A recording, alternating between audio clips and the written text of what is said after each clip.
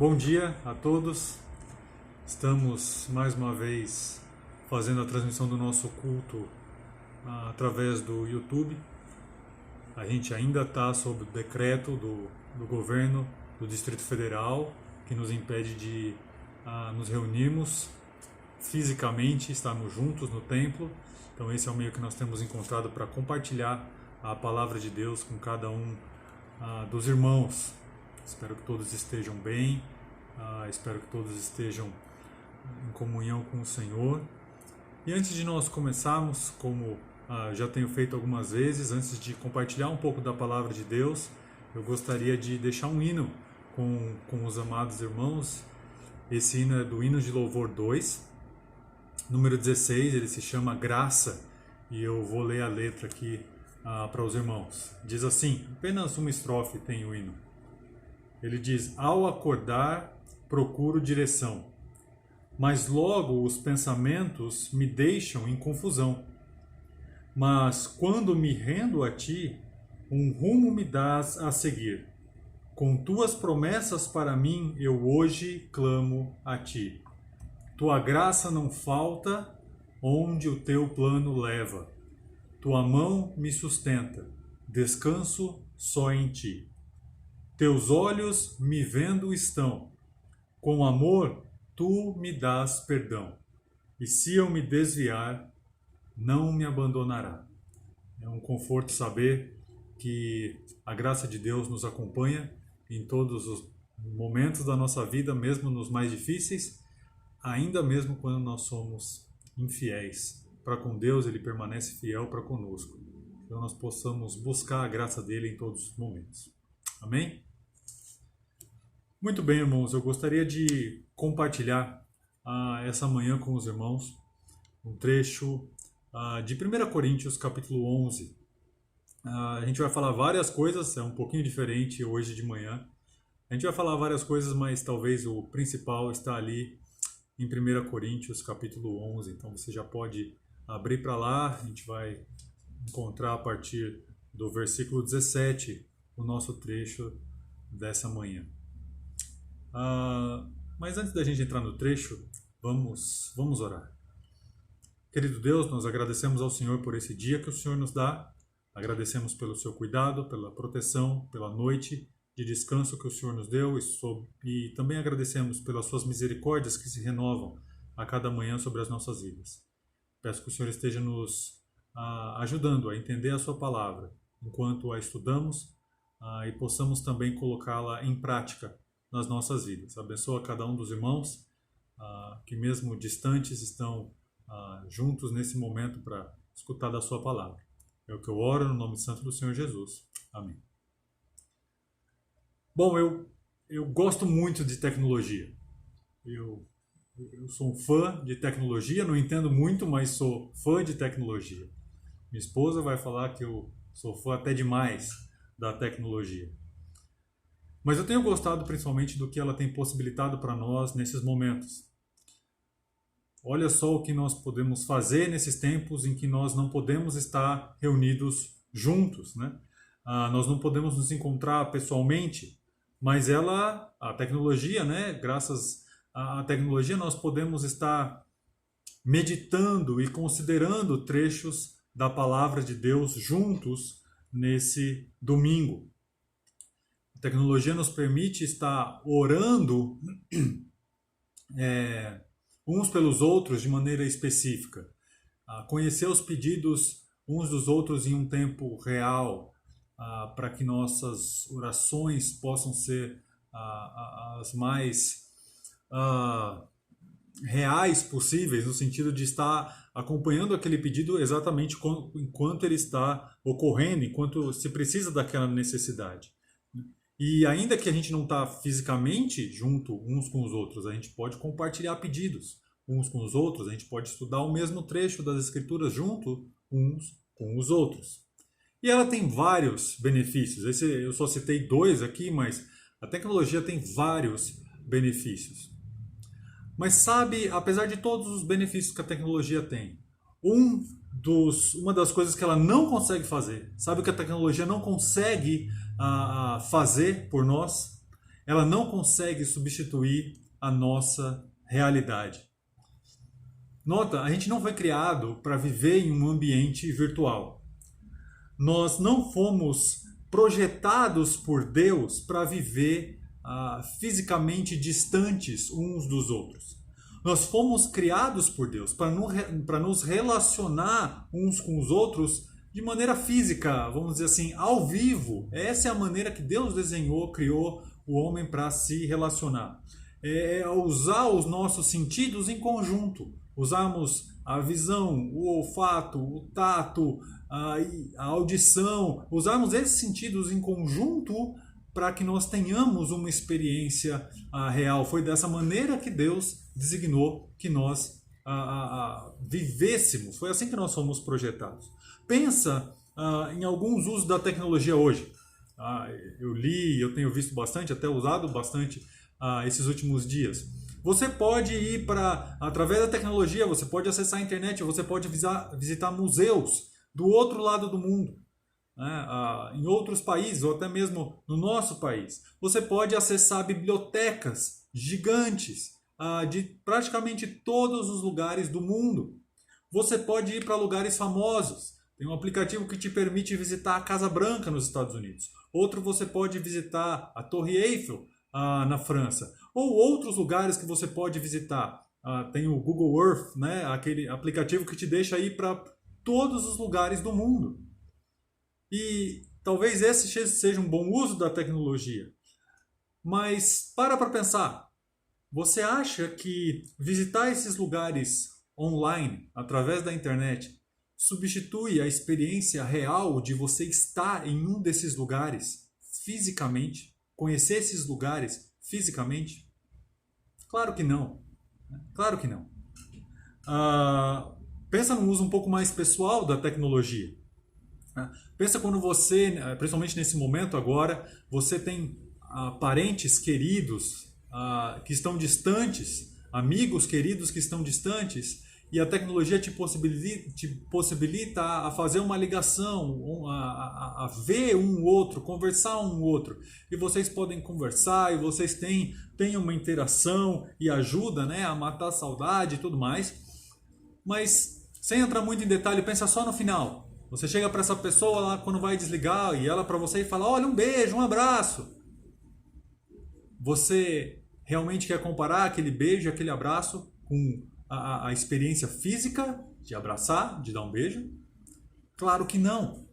Então, por mais que a tecnologia nos ajude em vários momentos, ela não substitui a realidade. E todos nós concordamos com isso, que ela não substitui a nossa realidade.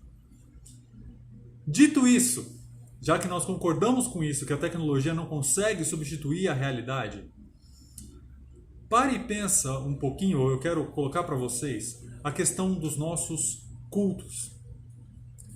Eu consigo enxergar pelo menos 3 tipos de culto em que nós podemos prestar a Deus. Primeiro é o nosso culto pessoal a Deus. Talvez aquele momento de devocional, onde você ora, você estuda a palavra de Deus, você pode ter um cântico e tudo mais. Depois você pode ter o seu culto familiar, segundo tipo, onde você se reúne com a sua família e vocês têm um momento de compartilhar bênçãos e pedidos, e também vocês talvez cantem e alguém traz um estudo bíblico. E o terceiro tipo de culto é o culto congregacional, onde um número maior, a igreja local está reunida e nós lemos a palavra de Deus, e nós estudamos a palavra de Deus, e nós compartilhamos experiências diferentes, oramos uns pelos outros, temos pedido de oração e outras coisas, como congregação, como igreja local. Cada um desses tipos de culto tem as suas particularidades. Cada um desses tipos de culto tem as suas importantes características para a nossa vida cristã. Cada um deles, o culto particular, o culto familiar e o culto congregacional. Os 3 têm a sua importância, os 3 são importantes para o salvo desenvolver aspectos da sua vida espiritual. Mas nenhum deles substitui um ao outro. Não é só porque você fez um culto familiar que você então não precisa fazer o culto congregacional. Ou não é porque você fez o culto congregacional que você não precisa fazer o seu tempo a sós com Deus. Entende? Nenhum deles substitui um ao outro. Eles não são substitutos um para o outro. Eles, de certa maneira, até complementam um ao outro. Então, especificamente falando hoje de manhã sobre o culto congregacional, pensa nos seguintes aspectos: comunhão com os irmãos, uns com os outros, né? Leitura conjunta e muitas vezes responsiva da palavra de Deus, oração em conjunto com os irmãos, louvor congregacional, quando nós cantamos juntos hinos a Deus, estudos juntos da palavra de Deus, quando nós sentamos juntos um com os outros e estudamos a palavra de Deus. Algumas coisas a gente até tenta substituir pelo online, talvez essa seja uma delas. Mas a verdade é que nada se compara ao estarmos fisicamente juntos como igreja local, cultuando ao nosso Deus. É por isso que quando nós vemos a questão do culto na Bíblia, nós sempre vemos a ideia embutida, a ideia ali contida de pessoas salvas estando no mesmo local juntas, congregadas no mesmo local juntas.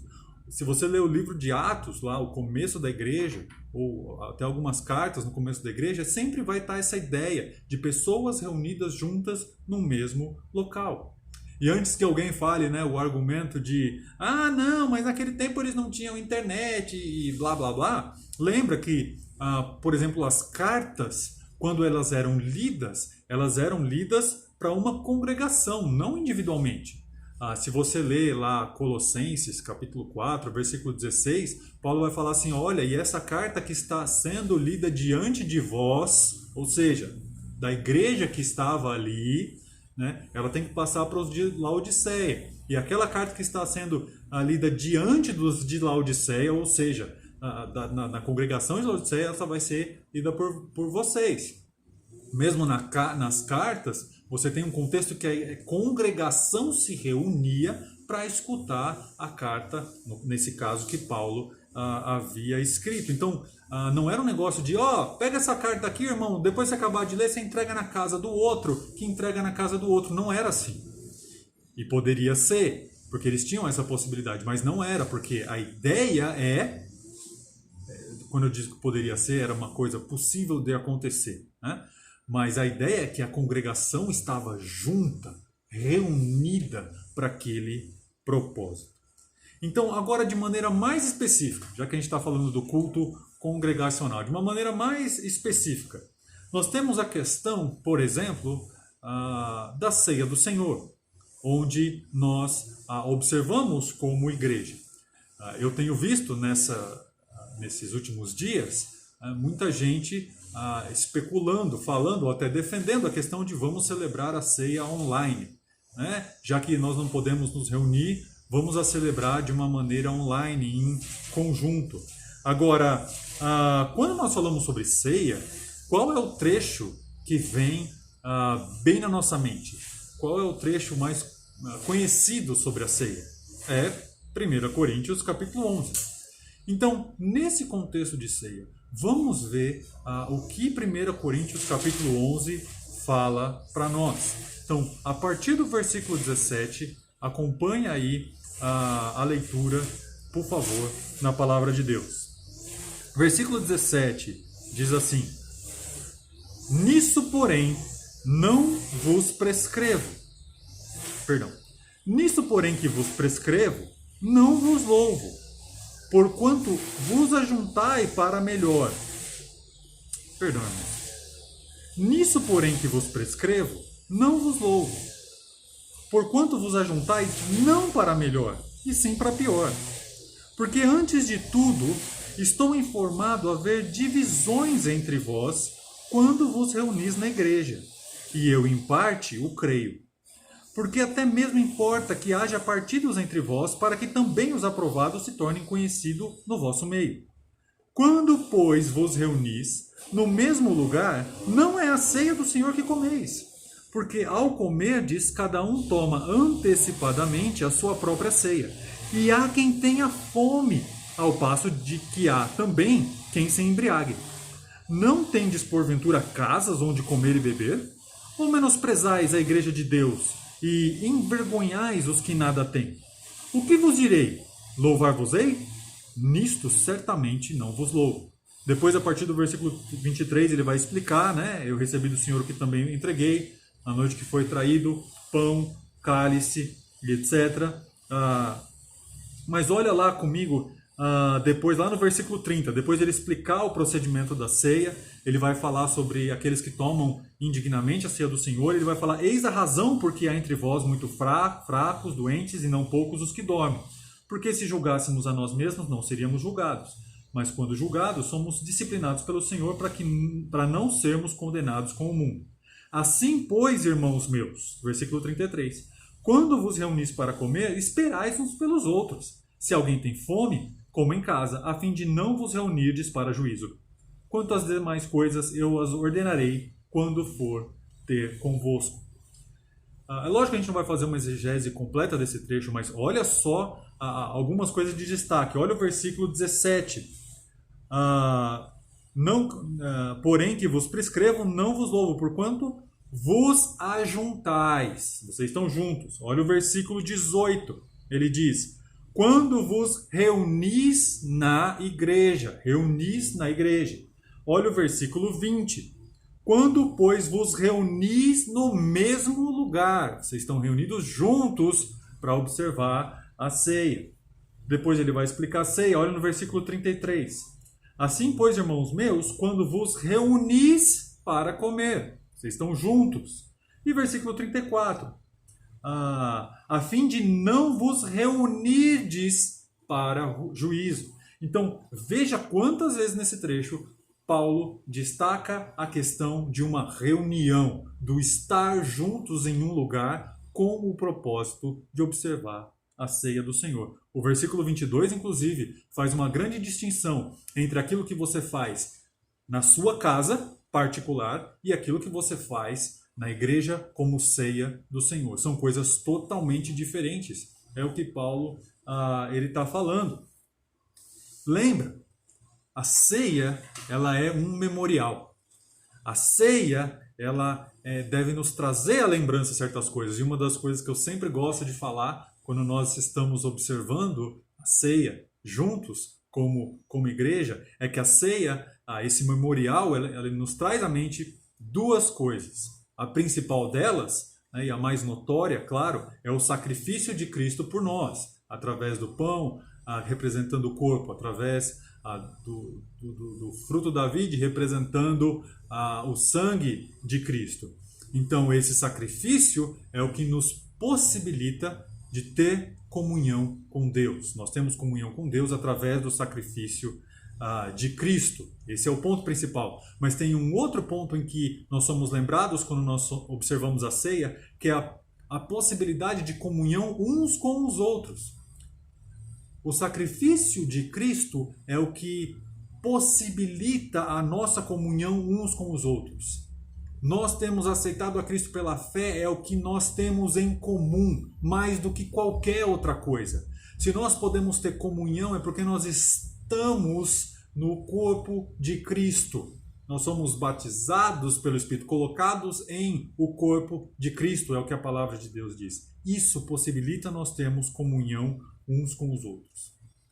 Então, como que nós vamos celebrar aquilo que nos une em comunhão sem estarmos fisicamente e verdadeiramente em comunhão? É impossível. É impossível.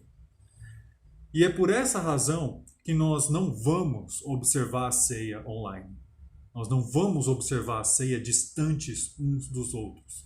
Porque é impossível nós fazermos isso distantes uns dos outros, pela própria a natureza do que é a ceia do Senhor. É por essa razão também, essas razões que a gente já conversou nesses últimos minutos, que eu não considero isso que nós estamos fazendo nesse momento e o que nós vamos fazer logo mais à noite como um culto congregacional. Eu sei que eu tenho chamado de culto, e talvez até no título ali vai estar culto, mas eu faço isso com relutância, porque não me veio um outro nome. Talvez eu vou chamar de transmissão, sei lá.